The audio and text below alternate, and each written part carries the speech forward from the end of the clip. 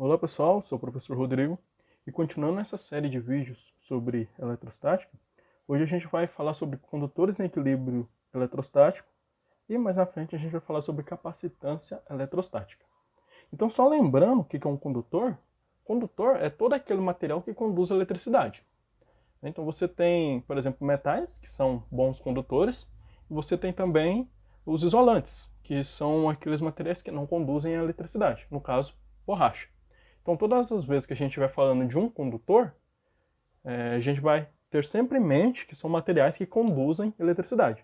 O tipo de material, ele não é relevante para nós agora. Então, você não tem que ficar se preocupando se esse condutor é um metal, é cobre, é ferro, é alumínio, enfim.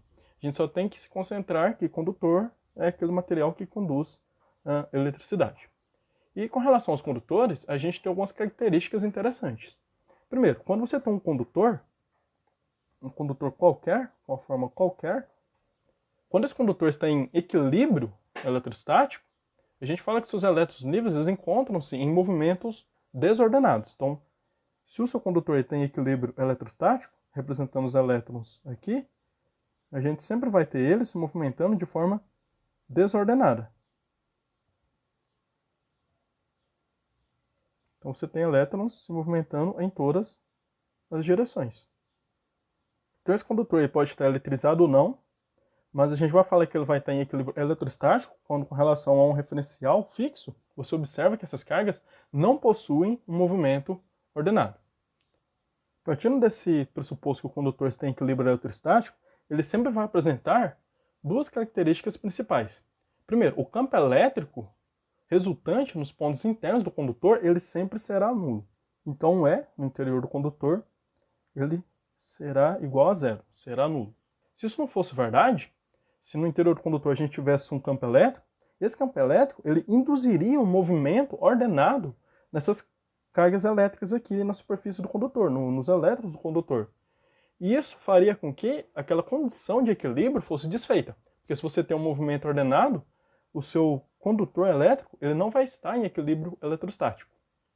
E uma segunda propriedade de condutores em equilíbrio eletrostático é que o potencial elétrico no interior e na superfície do condutor ele é constante.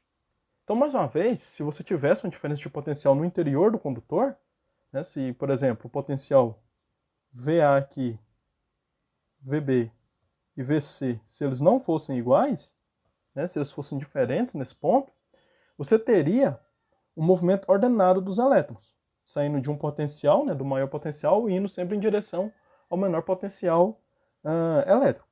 E isso iria contra aquela nossa hipótese do condutor estar em equilíbrio eletrostático. Então a gente fala que, dados esses pontos aqui, A, B e C, em um condutor em equilíbrio eletrostático, o potencial em A vai ser igual ao potencial em B, que vai ser igual ao potencial em C, ou seja, o potencial tanto no interior quanto na superfície do condutor, ele é constante. Repare que eu não estou falando que o potencial é nulo, estou dizendo que ele é constante. Quem é nulo é o campo elétrico. A última característica que a gente observa em condutores em equilíbrio eletrostático é que o campo elétrico na superfície desse condutor, em todas as posições aqui, ele vai ser perpendicular à superfície do condutor. Então, sempre o campo elétrico do condutor ele vai ser perpendicular à superfície do condutor, não importa o ponto que você pegue esse campo elétrico. Então, falando agora sobre a distribuição de cargas em excesso em condutor em equilíbrio eletrostático, quando você adiciona cargas nesse condutor, o que vai acontecer é o seguinte: as cargas em excesso, como elas possuem o mesmo sinal, a tendência delas é se repelir. Então, elas vão tentar se afastar o máximo possível uma das outras. De forma que, se você tiver um condutor, nesse caso aqui eu estou pegando uma esfera, mas pode ser um condutor de qualquer forma, as cargas elas tendem a se acomodar na superfície do condutor, as cargas elétricas em excesso. Isso porque, na superfície, é a região onde as cargas vão ter um maior distanciamento uma das outras. Então a gente pode escrever que cargas elétricas em excesso em um condutor distribuem-se por sua superfície externa. Então todo condutor que ele está eletrizado, as cargas elas tendem a se distribuir pela superfície desse condutor. Então agora vamos calcular qual que é o campo elétrico de uma esfera condutora carregada. Então suponha que eu tenho uma esfera, e essa esfera é uma esfera condutora de raio R, e ela está carregada com a carga Q. Vamos supor que essa carga seja uma carga positiva. Então essa esfera ela vai estar carregada com a carga positiva. Eu retirei elétrons dessa esfera, deixei essa esfera com a carga positiva. A gente sabe que para uma esfera, um condutor carregado, as linhas de campo elas são perpendiculares à superfície desse condutor. Então, se eu fosse representar as linhas de campo dessa esfera, a gente observaria que as linhas de campo elas seriam perpendiculares à esfera, à superfície da esfera. E como a gente sabe, a carga ela estaria toda aqui concentrada na superfície da esfera.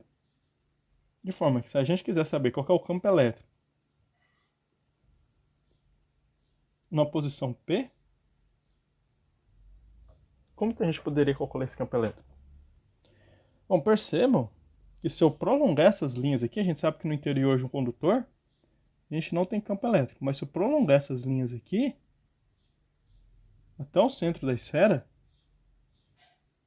e desenhar a carga mais Q da esfera como se ela toda tivesse concentrado aqui no centro da esfera, observe que nesse ponto P, a gente vai ter uma distância D até o centro da esfera, que seria a posição onde toda a carga da esfera está concentrada. De forma que a gente sabe então que nesse ponto P, o módulo do campo elétrico ele vai ser dado pela expressão usual, que vai ser o K0, multiplica o módulo da carga, dividido pela distância ao quadrado, onde essa distância aqui é a distância do centro da esfera até o ponto. Isso porque as linhas de campo de uma carga pontual e as linhas de campo de uma esfera carregada, elas são iguais, elas têm o mesmo comportamento. Por isso a gente diz que para um condutor esférico, ele vai se comportar, o campo elétrico desse condutor vai se comportar como se toda a carga estivesse concentrada no centro desse condutor esférico. Isso é válido tanto para cargas positivas quanto para cargas negativas, tanto para condutores carregados positivamente quanto para condutores carregados negativamente. No entanto, a gente sempre lembra que isso daqui é só uma representação, porque na verdade as cargas desse condutor, a gente sabe que todas elas estão concentradas na superfície da esfera. Porém, a gente observa que pelo formato do campo elétrico, a gente viu que ele se comporta da mesma forma como se todas as cargas estivessem no centro do condutor esférico. Então, como a gente viu, no interior de um condutor, seja esse condutor oco ou maciço, o campo elétrico ele é nulo. A gente não tem campo elétrico lá dentro. Eu vou chamar de E int, de interno, ele é igual a zero. Já o campo elétrico externo, ele vale K0 Q sobre D ao quadrado. A gente pode representar isso assim. O campo elétrico no interior, até a borda da esfera, ou seja, até uma distância R do centro da esfera, porque a gente lembra que essa esfera tem um raio R, o campo lá dentro ele é nulo, ele é igual a zero.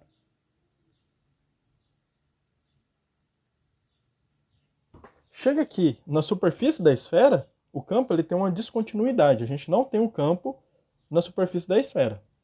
No entanto, para distâncias um pouco além da superfície da esfera, a gente já tem um valor de campo. Então, a distância, digamos que você pegue e queira medir o campo nesse ponto aqui. Esse ponto P2 aqui, por exemplo. Só que esse ponto ele está afastado um x da esfera. Então, está quase na superfície da esfera. Como que a gente vai fazer o cálculo do campo nesse ponto? Então, já nesse ponto, quando o campo elétrico está um pouco mais afastado da esfera, né, nesse ponto P2 aqui, o cálculo desse campo, que eu vou chamar de campo próximo, ele vai ser igual a um K0, que multiplica a carga da esfera, dividido pelo raio da esfera, mais esse x aí. Só que esse x ele é tão pequeno, mas tão pequeno, que a gente fala que o raio da esfera ele é muito maior que o x. O x, na verdade, ele está indo para zero, ou seja, ele é quase zero. Se ele é tão pequeno que é quase zero, a gente pode simplesmente desconsiderar ele. De forma que o campo próximo à superfície da esfera, ele é dado como sendo um K0 que multiplica Q dividido por R ao quadrado. Então o campo aqui nessa região próxima à superfície da esfera, ele vai valer K0 módulo de Q dividido por R ao quadrado. Então, nessa região aqui, o campo tem esse valor. Já para distâncias maiores, quando a gente vai aumentando a distância, o campo ele vai decaindo com o inverso do quadrado da distância, como a gente já viu. Então o campo, conforme você vai aumentando a distância, ele vai tendo este comportamento aqui. De forma que se eu quiser calcular o campo elétrico numa distância D,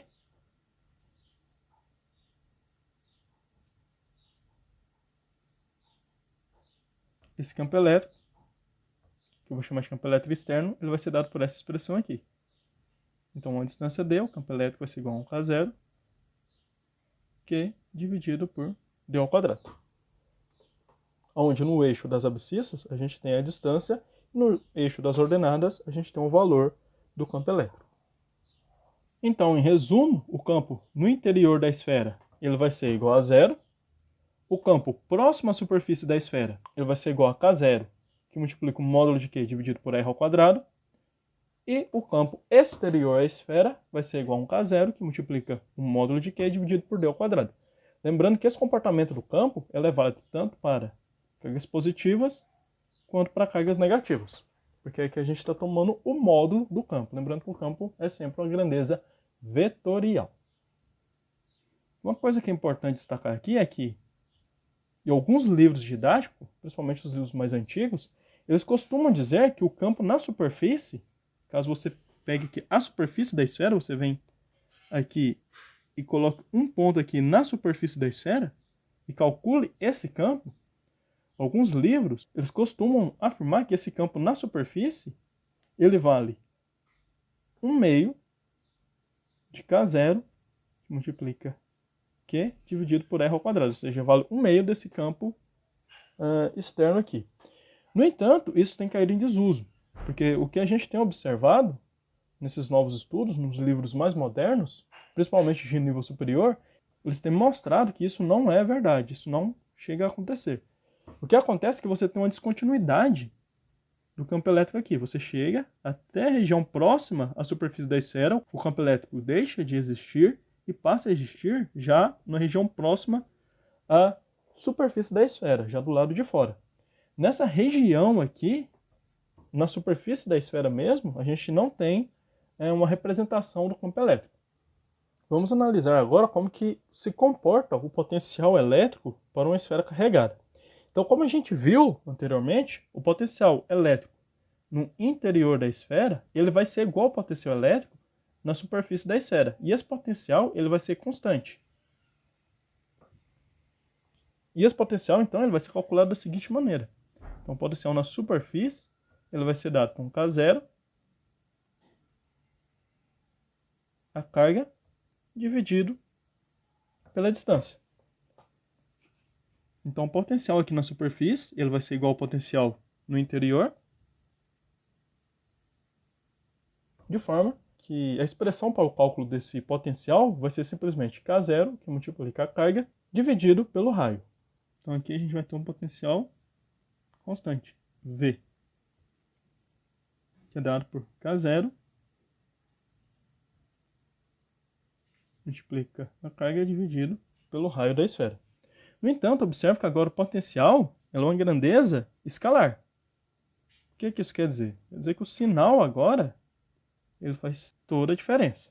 Então, se agora você tem carga negativa, o seu potencial ele vai ser negativo. De forma que a representação dele agora vai ser aqui na parte negativa dos eixos das ordenadas. Então, para um valor negativo, você vai ter um K0, Q dividido por R negativo.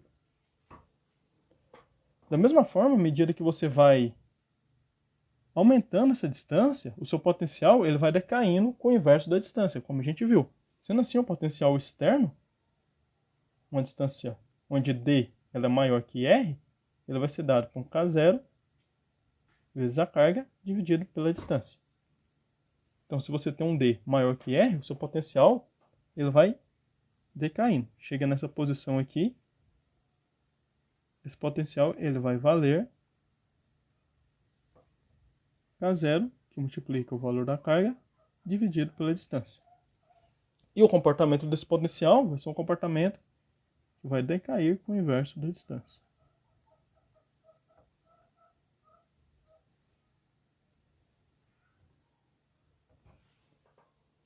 Já para valores negativos, uma distância d, sua potencial vai valer menos K0, Q dividido por D. O comportamento do gráfico para cargas negativas vai ser tal que ele vai crescer com a proporção inversa à distância. Então, em resumo, para uma esfera carregada, o seu potencial no interior vai ser igual ao potencial na superfície, que vai ser igual a 1K0, Q dividido por E. E o potencial externo à esfera vai ser igual a 1K0, Q dividido por D. E lembrando que agora os sinais eles são importantes porque eles vão interferir na forma com que o gráfico se comporta.